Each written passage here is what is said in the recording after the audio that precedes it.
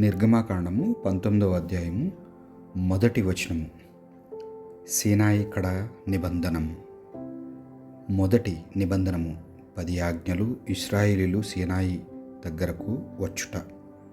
ఐగుప్తు దేశము నుండి బయలుదేరిన 3 నెలలకు 3వ నెల మొదటి దినమందే ఇశ్రాయేలీలు సీనాయి అరణ్యమునకు వచ్చిరి. వారు రెఫీదీము నుండి ముందునకు సాగిరి. సీనాయి ఎడారి చేరుకొన్న పిదప అచ్చటనే కొండకు ఎదురుగా విడిది చేసిరి. యావే నిబంధనమును గూర్చి మాట ఇచ్చుట. మోషే కొండనెక్కి దేవుని కడకు వెళ్ళెను. దేవుడు కొండ నుండి అతనిని పిలిచి, నా ఈ మాటలను యాకోబు సంతతియకు ఇశ్రాయేలీయులకు వెల్లడింపుము. నేను ఐగుప్తు దేశీయులను ఏమి చేసితునో మీరు కన్నులారా చూచితిరి.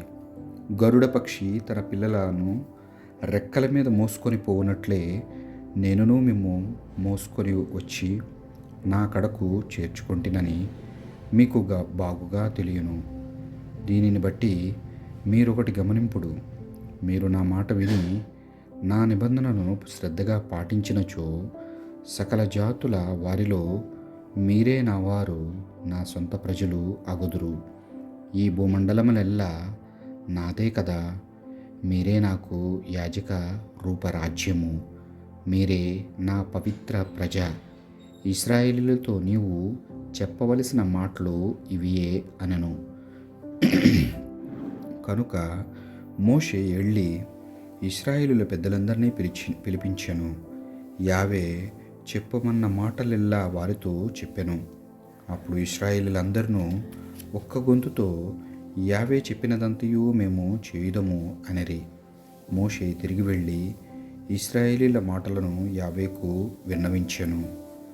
నిబంధనకు సిద్ధమగుట. యావే మోషేతో, నేను కారు మబ్బులో వత్తును. అట్లయినచో నేను నీతో మాట్లాడుట ఇశ్రాయేలీయులు అందరూ విని ఎల్లప్పుడూ నిన్ను నమ్ముదురు అనెను.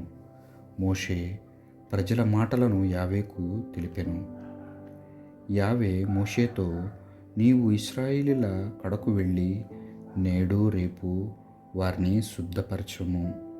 వారు వారి దుస్తులను ఉతుకుకొనవలయును.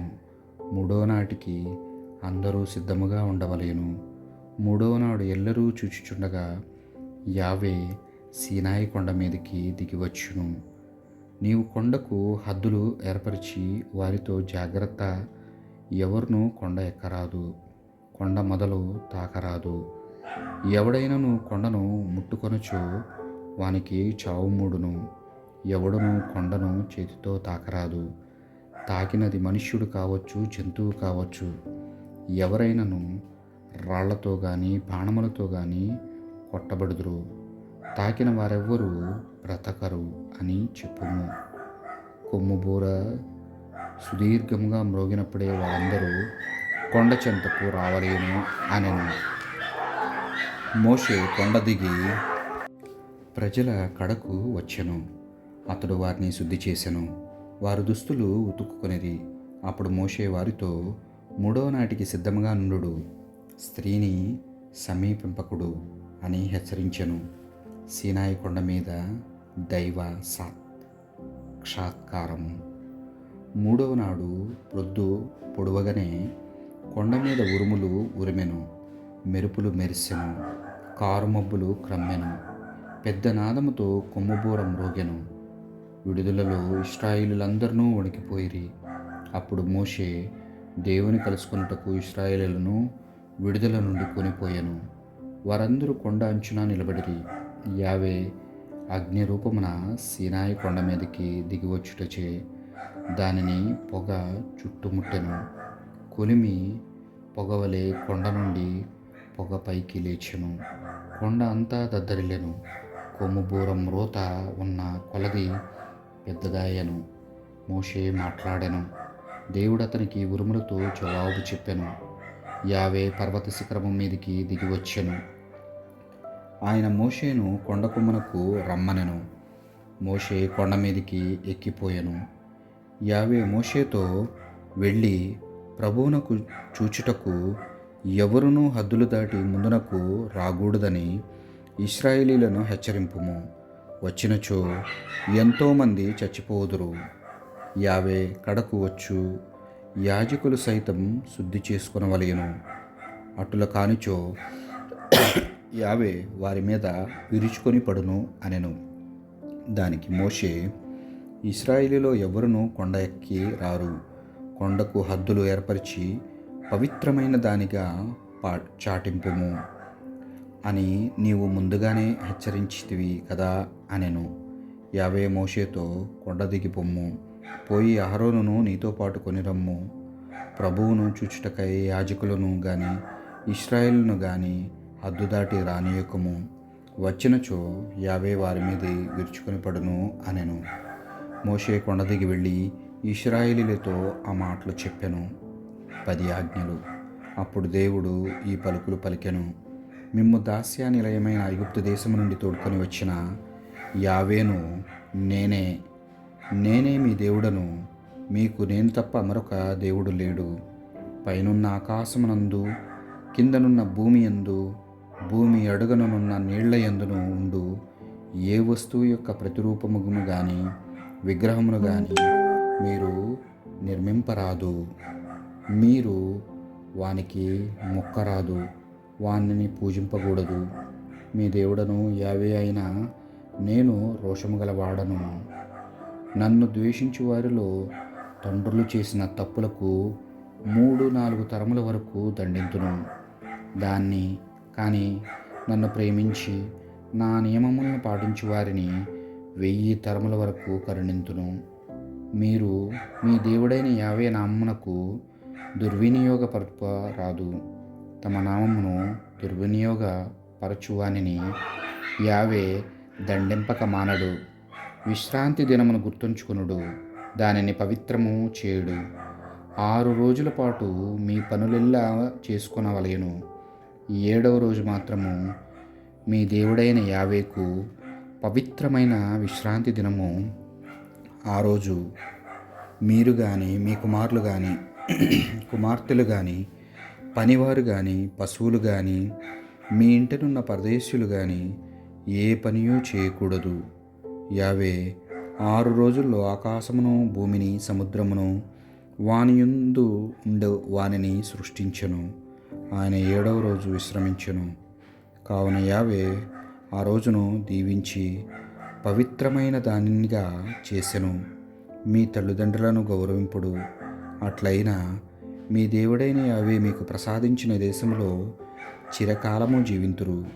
హత్య చేయరాదు, వ్యభిచరింపరాదు, దొంగతనము చేయరాదు, పొరుగువానికి వ్యతిరేకముగా అబద్ధపు సాక్ష్యము చెప్పరాదు.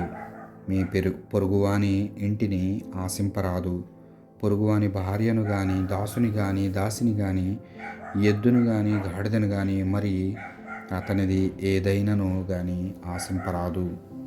మోషే మధ్యవర్తిత్వమును ప్రజలు అంగీకరించుట. ఇశ్రాయేలీలందరూ పొగలు చిమ్ము ఆ కొండను, ఆ ఉరుములను, ఆ మెరుపులకను, ఆ కొమ్మబూర మ్రోతను విని గజగజలాడిరి. వారు దూరముగా నిలబడిరి. వారు మోషేతో, నీవే మాతో మాట్లాడుము, మేము విందుము. దేవుడు మాతో మాట్లాడనే మేము చచ్చుట తథ్యము అనిరి. అంతటా మోషే వారితో, భయపడకుడు, దేవుడు మిమ్ము పరీక్షింపవచ్చును. ఇట్లయినా గాని దైవభీతి మీ మనసులలో శాశ్వతముగా నిలువదు. మీరు పాపం చేయకుండా ఉందురు అనెను. అప్పుడు మోషే దేవుడున్న కారుమబ్బును సమీపించెను. ప్రజలు మాత్రము దూరముగానే నిలబడేరి. 2వ నిబంధన గ్రంథము. బలిపీఠ నియమములు.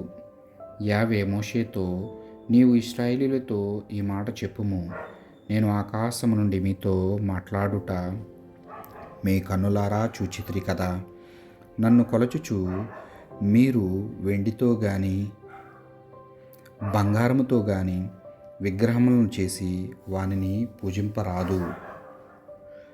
మీరు నా కొరకు మట్టితో బలిపీఠము నిర్మింపవలెను. దాని మీద మీ గొర్రెలను గాని ఎద్దులను గాని దహన బలులుగా, సమాధాన బలులుగా సమర్పింపవలెను. నేను ఆరాధనా స్థలము నిర్ణయించిన తావులన్నింట నేను మీ కడకు వచ్చి మిమ్ము దీవింతును.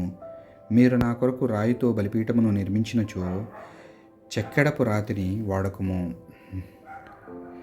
మీ పనిముట్లు రాళ్లకు తగిలిన అవి మైలపడును. మీరు మెట్ల మీదుగా నా బలిపీఠము మీదికి ఎక్కకూడదు. ఆ విధముగా ఎక్కినచో మీ దిగంబరత్వమును చూపిన వారగుదురు. బానిసలను 21వ అధ్యాయము. బానిసలకు సంబంధించిన నియమములు. నీవు ఇశ్రాయేలీయులను నిర్ణయింపవలసిన విధులివి. ఎవడైనను ఒక హెబ్రీయుని దాసునిగా కొనినచో వాడు 6 ఏండ్లు వరకే దాసుడుగా ఉండును. 7వ ఏట నష్టపరిహారము చెల్లింపకయే అతడు స్వతంత్రుడగును. ఆ దాసుడు ఏకాకిగా ఉన్నచో తిరిగి ఏకాకిగానే వెళ్ళును. వివాహితుడుగా వచ్చినచో అతనితో పాటు అతని భార్యయు వెళ్ళిపోవును. యజమానుడు ఒక పిల్లను తెచ్చి దాసునకు పెండ్లి చేసిన ఎడల ఆ పిల్ల కుమారులు కుమార్తెలను అతనికి కనిన ఎడల ఆ కుమారులు కుమార్తెలు ఆమెయు యజమాని వశమగుదురు. దాసుడు ఒంటరిగానే యజమానిని విడి వెళ్ళవలెను. కానీ దాసుడు నేను నా యజమానుని నా భార్యను బిడ్డలను ప్రేమించుచున్నాను, స్వతంత్రుడు నగుట నాకు ఇష్టం లేదు అని చాటినచ్చు.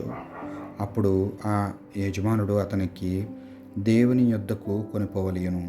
అతని తలుపునొద్దనుకో ద్వార బంధము కడకు తీసుకుని పోయి వాని చెవిని కదురతో కుట్టవలెను.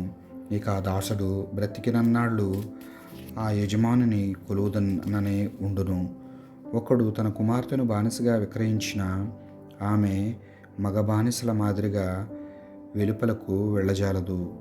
ఆమె తనను పొందిన యజమానుని సంతోషపెట్టలేకపోయినచో అతడు ఆమెను విడుదల చేయవచ్చును. కానీ ఆమెను విదేశీయులకు అమ్ము అధికారము అతనికి లేదు. అటులు చేయుట అన్యాయము.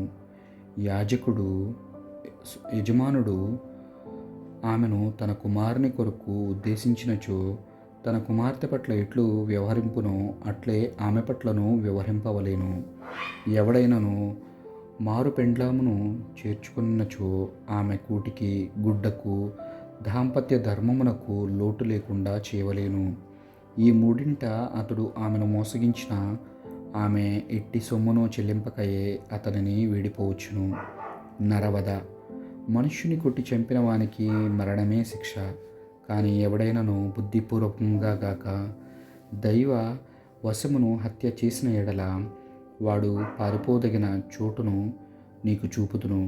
కానీ ఒకానొకడు ద్రోహ బుద్ధితో సాటివానిని చంపినచో వాడు నా బలిపీఠమును ఆశ్రయించినను వానిని ఈడ్చుకొని పోయి చంపవలేను. తల్లిని కానీ తండ్రిని కానీ కొట్టిన వానికి మరణదండనమే శిక్ష. ఒకడు మరి ఒకని బలాత్కారంగా కొనిపోయి అమ్మినను తన వశమున ఉంచుకొనినను వానికి మరణదండనమే శిక్ష. తల్లినైనా తండ్రినైనా శపించువానికి మరణదండనమే శిక్ష. దెబ్బలు గాయములు. మనుష్యులు కలహించుకున్నప్పుడు ఒకడు మరి ఒకనిని రాతితోనైనా పిడికిటితోనైనా కొట్టినచో దెబ్బలు తిన్నవాడు చావక మంచము పట్టి కొన్నాళ్లకు లేచి చేతికర్రతో అటూనిటూ తిరుగుచుండిన ఎడల ఆ కొట్టిన వానికి శిక్ష లేదు. కానీ దెబ్బలు తిన్నవాడు పనిచేయలేని రోజులకు అతడు నష్టపరిహారము చెల్లింపవలేను. వాడు పూర్తిగా కోలునట్లు చూడవలేను. ఒకడు తన దాసుని కానీ చావబాదిన ఎడల అతడు దండనమునకు పాత్రుడు. కానీ 1-2 రోజుల వరకు ఆ బానిస బ్రతికినచో కొట్టిన వానికి దండనము లేదు. వాడు కొనిన బానిస అతని సొత్తే కదా. మనుష్యులు దెబ్బలాటకు దిగినప్పుడు ఒకడు ఒకానొక గర్భవతిని కొట్టినచో ఆమెకు ప్రాణహాని లేకపోయినను గర్భస్రావం జరిగిన ఎడల హాని కలిగించిన వాడు ఆమె భర్త కోరిన నష్టపరిహారంను చెల్లింపవలేను. న్యాయాధిపతుల తీర్పు ప్రకారముగా అతడు సొమ్ము చెల్లింపవలేను. కానీ హాని జరిగిన ఎడల ప్రాణమునకు ప్రాణము, కంటికి కన్ను, పంటికి పన్ను, చేతికి చెయ్యి, కాలికి కాలు, వాతకు వాత, గాయమునకు గాయము, దెబ్బకు దెబ్బ శిక్షగా నిర్ణయింపవలెను. ఒకడు తన దాసుని కంటి మీద కానీ దాసి కంటి మీద కానీ కొట్టి కన్ను పోగొట్టిన ఎడల కంటికి నష్టపరిహారముగా వారిని స్వతంత్రులను చేసి వెళ్ళిపోనివలెను. అతడు తన దాసుని పంటిని కానీ దాసి పంటిని కానీ ఊడగొట్టిన ఎడల పంటికి నష్టపరిహారముగా వారిని స్వతంత్రులను చేసి పోనీయవలెను. యజమానుల విధులు. ఎద్దు పురుషుని కానీ స్త్రీని కానీ చావ కొమ్మిన ఎడల దానిని రాళ్లతో చావగొట్టవలెను. దాని మాంసమును తినరాదు. ఎద్దుగల ఆసామి మాత్రము దోషి కాజాలడు. కానీ అది మొదటి నుండి పొట్ల ఎద్దుగా నుండిన ఎడల ఎంత హెచ్చరించినను యజమానుడు దానిని అదుపున పెట్టని ఎడల అది పురుషుని కానీ స్త్రీని కానీ చావబుడిచినచో ఎద్దును రాళ్లతో చావగొట్టవలేను. దాని యజమానిని కూడా చంపివేయవలేను. కానీ యజమానుడు తన ప్రాణమునకు బదులుగా ధనము చెల్లించుట పసుగునేని అడిగినంత చెల్లింపవలేను. ఎద్దు బాలుని కానీ బాలికను కానీ చావకుమ్మినచో దాని యజమానుడిపై నియమమునే పాటింపవలేను. ఎద్దు దాసుని కానీ దాసిని కానీ చావ పొడిచినచో దాని ఆసామి వారి యజమానునకు 30 వెండి నాణెములు చెల్లింపవలెను. ఎద్దును రాళ్లతో చావగొట్టవలెను. ఒకడు నూతి మీద కప్పను తొలగించుట వలనో లేక నొయ్యిని త్రవ్వి దానిని కప్పక పోవుట వలననో దానిలో ఎద్దైనను గాడిదైనను పడి చచ్చిన ఎడల నొయ్యి స్వంతదారుడు నష్టము చెల్లింపవలెను. అతడు జంతువు యజమానునకు సొమ్ము చెల్లింపవలెను. అప్పుడు చచ్చిన జంతువు సొమ్ము చెల్లించిన వానిది అగును. ఒకని ఎద్దు మరి ఒకని ఎద్దును చావబుడిచిన ఎడల యజమానులిద్దరూ బ్రతికిన ఎద్దును అమ్మి వచ్చిన సొమ్మును సమానంగా పంచుకొనవలెను. చచ్చిన ఎద్దును కూడా ఇద్దరును పంచుకొనవలెను. కానీ ఎద్దు మొదటి నుండి పొట్ల గొడ్డు అని తెలిసియు యజమానుడు దానిని అదుపున పెట్టని ఎడల అతడు ఎద్దును ఇవ్వలేను. అప్పుడు చచ్చిన ఎద్దు అతనిదే అగును. ఈ దేవుడి వాక్యాన్ని దీవించునుగాక. పితా పుత్ర పవిత్రాత్మ నామమున ఆమేన్.